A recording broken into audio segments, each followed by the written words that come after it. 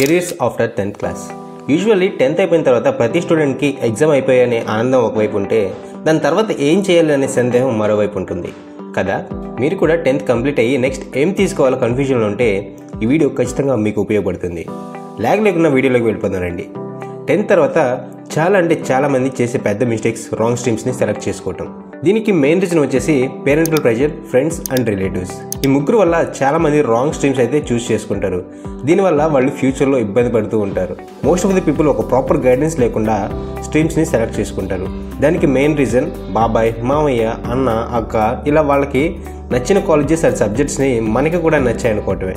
But నేనున్నా కదా, ఏ stream తీసుకుంటే ఏ కెరీర్ని సెలెక్ట్ చేసుకోవచ్చో నేను చెప్తా. వీడియో కొంచెం లెంత్ అయినా చూడడానికి ట్రై చేయండి సో దట్ కన్ఫ్యూజ్ అయితే అవ్వరు. 10th తర్వాత మనకి మెయిన్గా ఉండే ఆప్షన్స్ అయితే చూద్దాం. నెంబర్ 1 వచ్చేసి intermediate, diploma in polytechnic, ITI, skill development courses, defence and government jobs or startups or business. So వీటన్నిటి గురించి డీటెయిల్గా మాట్లాడుకుందాం. ఫస్ట్ వచ్చేసి ఇంటర్మీడియట్. ఈ ఇంటర్మీడియట్లో మీకు మెయిన్గా 5 స్ట్రీమ్స్ అయితే ఉంటాయి. MPC, BiPC, CEC, MEC and HEC. MPC అంటే ఇందులో మ్యాథ్స్, ఫిజిక్స్, కెమిస్ట్రీ మెయిన్ సబ్జెక్ట్స్గా ఉంటాయి. వీటితో పాటు ఇంగ్లీష్ అండ్ సాంస్క్రిట్స్ కూడా ఉంటాయి. ఈ స్ట్రీమ్ కనుక మీరు చూస్ చేసుకున్నట్టయితే మెయిన్గా ఫ్యూచర్లో మీరు ఇంజనీరింగ్, బీఎస్సీ, కంప్యూటర్స్ డిగ్రీ ఈ సైడ్ మీరు వెళ్ళొచ్చు. అండ్ వీటిలో కూడా బ్రాంచెస్ అయితే ఉంటాయి. ఈ ఇంజనీరింగ్, బీఎస్సీ, కంప్యూటర్స్ అని చెప్పే కదా. సో మీకున్న ఇంట్రెస్ట్ని బట్టి మీరు చూస్ చేసుకోవచ్చు. And number 2 BiPC. ఇందులో వచ్చేసి సైన్స్ అంటే బాటనీ ప్లస్ జువాలజీ 2 కలిపి ఉంటాయి. అండ్ దీంతో పాటు ఫిజిక్స్ అండ్ కెమిస్ట్రీ కూడా మెయిన్ సబ్జెక్ట్స్ అయితే ఉంటాయి. వీటిలో కూడా ఇంగ్లీష్ అండ్ సాంస్క్రిట్ లాంగ్వేజెస్ అయితే ఉంటాయి.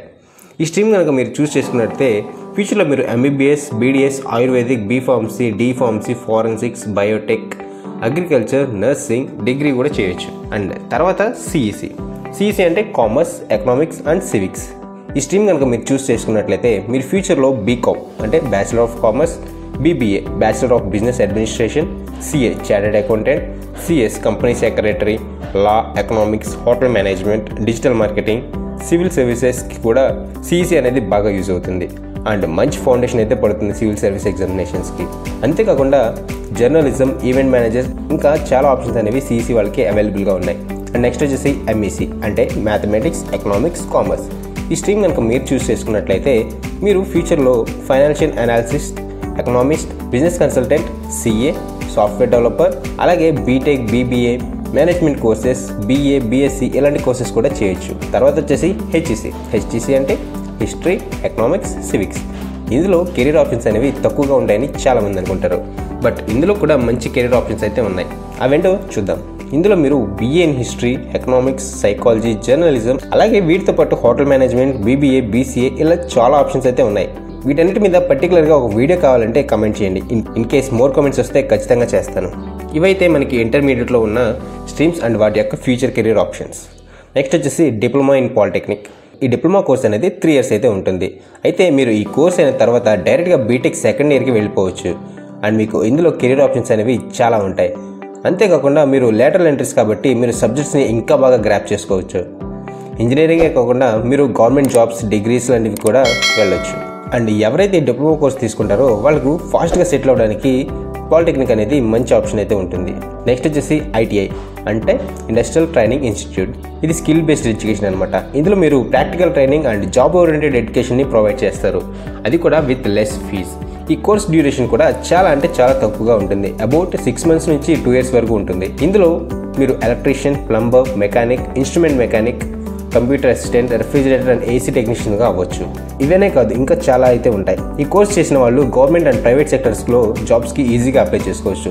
ఇది డిమాండ్ తగిన కోర్స్ బికాస్ ఇప్పుడున్న టెక్నాలజీ పెరిగిపోయి చాలా కంపెనీస్ అనేవి రెషన్కి వాళ్ళ ఎంప్లాయీస్ని ఫైర్ చేస్తున్నాయి. బట్ ఈ జాబ్స్ ఉన్న వాళ్ళని ఏఐ రీప్లేస్ చేయలేదు బికాస్ ఇది purely man made work. So ఫ్యూచర్లో డిమాండ్ అనేది చాలా హైగా ఉంటుంది.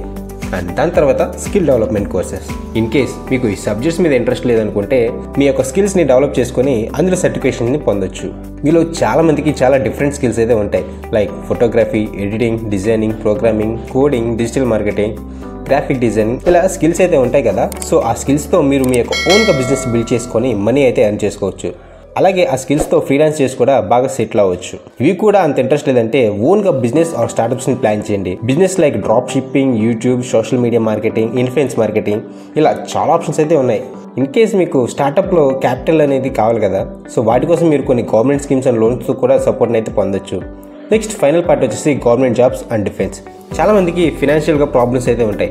ఇంట్లో ప్రాబ్లమ్స్ వల్ల ఫర్దర్గా స్టడీస్ని పర్సీవ్ చేయలేకపోవచ్చు.